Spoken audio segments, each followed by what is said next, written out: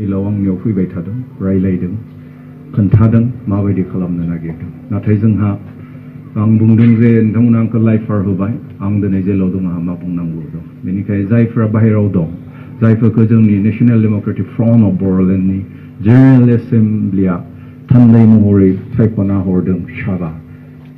बिथांमोनजों जेसे हायो रायलायबानो जाबाय बेबायदिहै आंनिफ्राय बुंबाय थादोंमोन थेवबो आंखौ लानानै थांदों आरो बेबायदिनो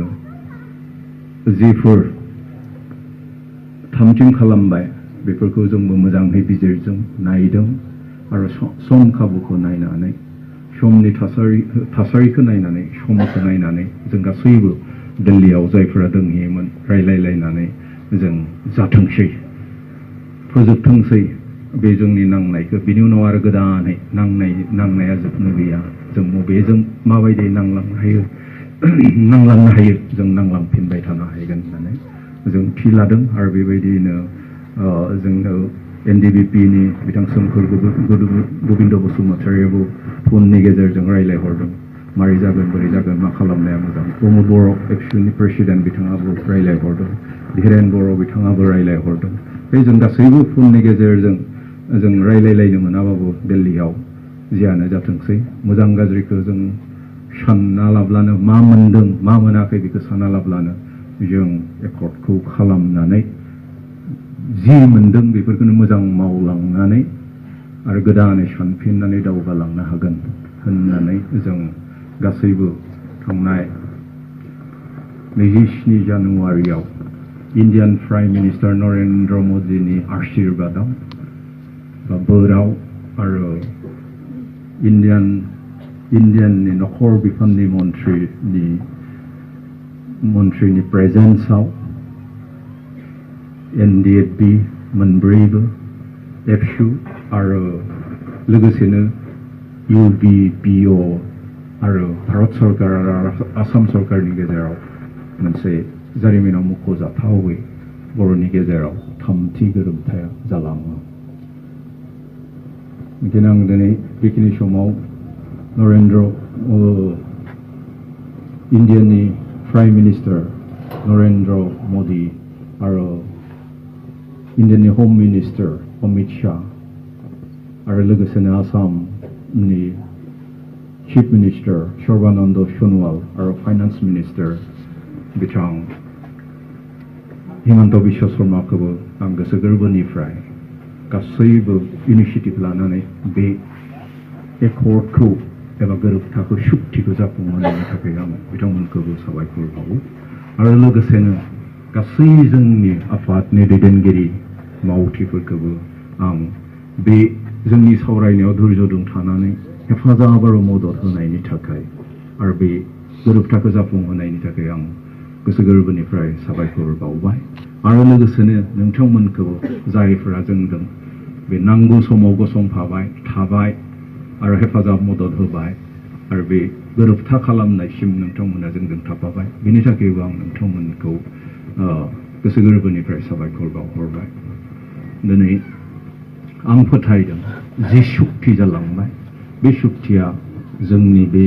हादाबसायाव ओनसोलाव आरो जोंनि हारिनि गेजेराव जोंनि गासै मानसिनि गेजेराव गोजोननायखौ लाबोगोन खौसेथिखौ लाबोगोन आरो दावगानायखौ लाबोगोन होननानै आं फोथायदों जों जि सुक्ति खालामदों बा गोरोबथा खालामदों बे गोरोबथाया जोंनि हा जोंनि मोन्थाय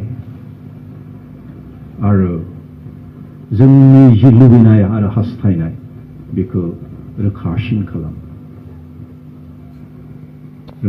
खालामगोन बा रैखा खालामगोन फोथायदों बे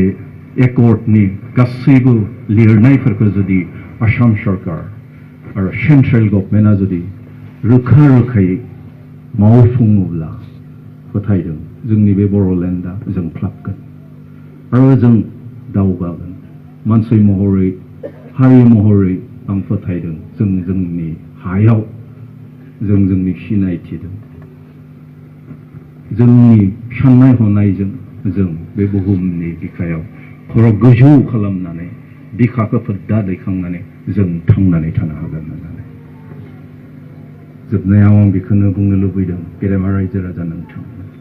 sovereignty मा बिलाय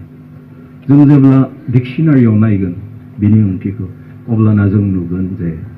complete independence complete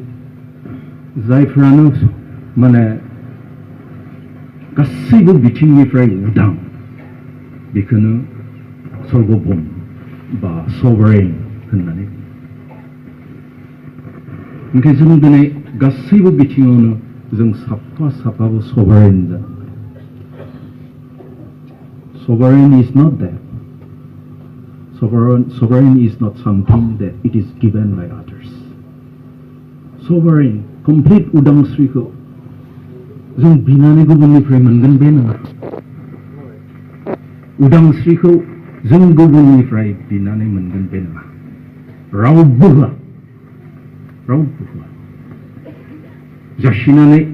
लानानै रावबो बेखौ गावबा गाव हारसिङै थांनो थाखायबो गावनो लानांगोन गावनो बेखौ हास्थायनो बेनिखायनो दिनै जोंबो बे कर्टआव नेबाय थायालाब्लानो NDFBनियाव नेबाय थायालाब्लानो एबसुनियाव नेबाय थायालाब्लानो BPFनियाव नेबाय थायालाब्लानो सोरखारनियाव नेबाय थायालाब्लानो जों गासैबो उदां जानो हानांगोन उदाङै जों थांना थानो हानांगोन थामहिनबा जों जोंनि मेलेमजों जों थांना थानो जों खामानि मावनानै गासैबो बिथिङावनो जों दिनै उदां जानो हानांगोन सासे दिनै गथ'आबो गावनि बिमा बिफानिफ्राय उदाङै थांना थानो हानांगोन रांखावरिनि बिथिङाव बा गुबुन राजखान्थिनि बिथिङाव जों उदां थांनानै थानांगोन अब्लासो जों दिनै उदां होननानै बुंनो हागोन दिनै जों बुंनो हागौ India is a sovereign country India दिनै sovereign country खिन्थु दिनै इन्डियानि मानसिफ्रा मोनजायाखै मोनलोङाखै इन्डियायावनो बयनिख्रुइ बारा गथ'फोर दङ दिनै मोनजायैनि हामख्रम बेगें नुजोबनाय पृथिबीनि गेजेराव लाख-लाखनि नङा खौटि गथ'फोरा दिनै मोनजाया माल निउट्रिसन बिगेस्ट इन दा वर्ल्ड सर्वभौम जानानै मा जायो जुदि बिसोर गथ'फोरा जुदि उदां थांना थानो हानायनि खुनु राहायानो गैया मोनजानायानो जुदि मोनजानो हाया दिनै जोंनि खेत्रआव जों बेनिखायनो दिनै आंनियाव आसा खालामालाब्लानो NDFBनियाव आसा खालामालाब्लानो बा गुबुन आफादनियाव सरकारनियाव आसा खालामालाब्लानो जोंबो साफा बर'यै माबायदि sovereign जानो हागोन स्वाधीन जानो हागोन उदां जानो हागोन थांनानै थानो हागोन जों बेखौ नाजागोन आरो जों जुदि साफ्रोमबो बर'आनो जुदि उदांब्ला थांनानै थानो हायोबा जोंनि मेलेमजों जोंनि मावनायजों जोंनि दांनायजों अब्लाना बे बुहुमाव जों दिनै जेरैखि जाया उदाङै थांना थानो आरो जोंनो होनांगौ गेदेमा रायजो राजाफोर दिनै जों जि मोनदों जों दिनै हास्थायनानै गोहो बोलोजों आरो बेबायदिनो जों हास्थायो अब्लासो जों दिनै सिमां बायदिमोन बर'फोरनि थाखाय जायफ्रा नासय जानानै सुख जानानै आलाय सिलाय जानानै दं जोंहा जेबो गैयामोन खिन्थु जोंनि नांनायनि गेजेरजों बर'फोरनि नांनायनि गेजेरजों दिनै BSC जोनोम जादों बिनि उनाव दिनै BTC जोनोम जादों दिनै बिनि उनाव BTR जोनोम आरो बेबायदिनो जों जुदि नांलांबाय थायोब्ला दिनै बड'लेण्डआबो जोनोम जायो जों दिनै सिलायदों नङाब्लाबो जोंहा कनस्टिटिउसनेलि राइट बिनो रुजुखावनो लानो मोननो थागोन दिनै अरुणाचलफोरनो जुदि ओरैनो होदोंब्ला सासेबो थैयालाब्लानो होदोंब्ला गैयालाब्लानो जुदि अरुणाचलखौ होदोंब्ला दिनै बड'लेण्डखौ होनो हायै मा दं मानो होनो हाया दिनै 4 लाख 5 लाख नागाफोरनो जुदि स्टेट होनो हादोंब्ला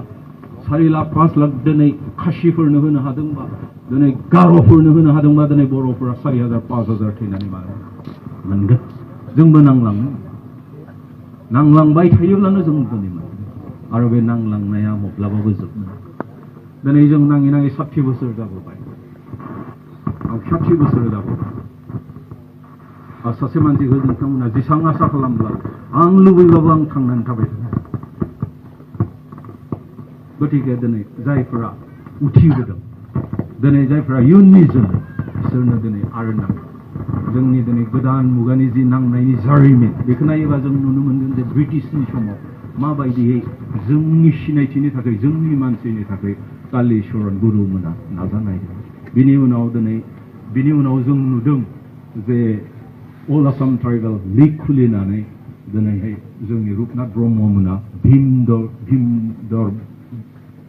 भीमबर देउरि बिनि उनाव बिथांमोना थैखांजोबनानै आरो बिटिसि दानानै दिनै माबायदि उदयआव जोंनि समर ब्रह्म बिथांमोना सरन नार्जारिमोना बिनय एमएलए बिथांमोना माबायदि गोहो बोलो जों दिनै नाजादों बेफोरखौ नायोब्ला जों दिनै fourth generation of our struggle, of our existence. जों दिनै फोर्थ जेनेरेशन गतिके जों थैलांब्लाबो जोंनि फिफ्थ जेनेरेशना नांबावनांगोन जों जेबो मोनाखै फिफ्थ जेनेरेशना थैलांजोबोबा नाङै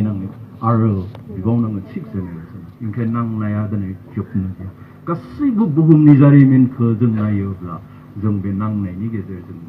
जि नांगौ मानसिया दिनै मोनगोन नांनायाव जोबनो गैया बेनिखायनो जोब्बाय होननानै बे एकर्डनि गेजेरजों नोंथांमोना जोंनि मावथिफ्रा माब्लाबाबो जोब्बाय होननानै मिनि खुसि जानांगौ आरोबाव गोदान जों जिखौ मोनाखै बेखौ लानो थाखाय मोननो थाखाय जों दिनै नांबावनांगोन दिनै जों गोहो बोलोजों नांनानै मोनिखौबो जों दिनै बेयाव दिनै गोबाङा हेंथा जानांगौ आं सानो परेश बरुवाया दाखालि बुंहरनायानो थिग बर'সকলে যি পাইছে বলৰ কাৰণে পাইছে বড়োসকলে যি অধিকাৰ পাইছে এইটো মানে বড়োসকলৰ শক্তি আৰু বলৰ কাৰণে जोंनि शक्तिनि थाखाय जोंनि खौसेथिनि थाखाय नोंथांमोना जिबायदि दुखु खस्थ लादों जिबायदि नोंथांमोना हेफाजाब मदद होदों बेनि थाखायनो जों दिनै